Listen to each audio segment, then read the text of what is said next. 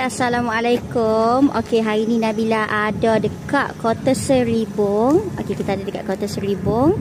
Okey, ni adalah muka depan kita lah. Ni show unit dah. Ini adalah untuk memberi imagination. Lagu mana kita nak hias rumah ni ke. Okey, ini adalah end lot dengan ada tanah di sebelah.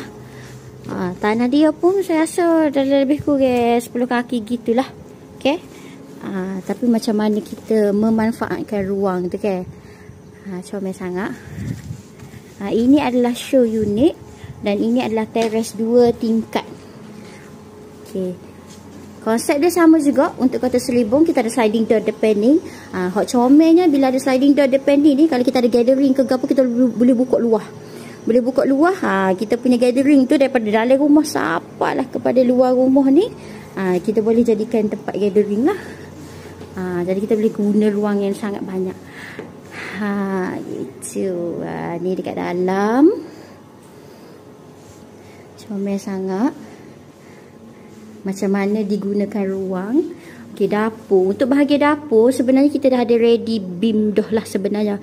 Kalau let's say kita nak jadikan dia tertutup, kita boleh letak folding door ke.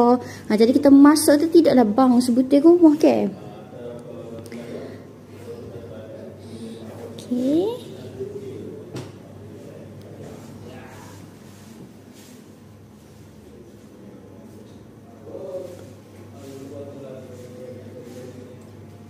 Okey, dekat bawah kita ada satu store ni, bilik store, dan ada satu bilik tidur.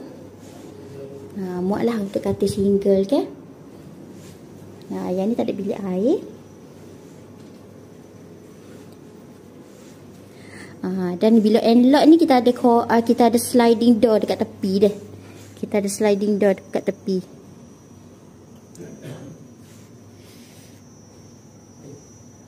Jom Nabila nak bawa dekat atas pula. Okey, ke tingkat atas.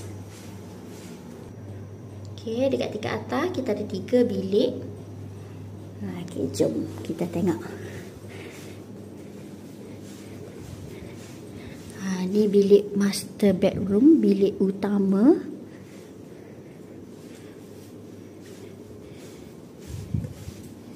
Bilik tidur utama. Sebenarnya kalau saya nampak lah kawasan sini ni, kita boleh convert jadi walk-in wardrobe sebenarnya. Nampak dah dia punya layout. Is either kita nak tutup sini lalu ataupun kita tutup sini.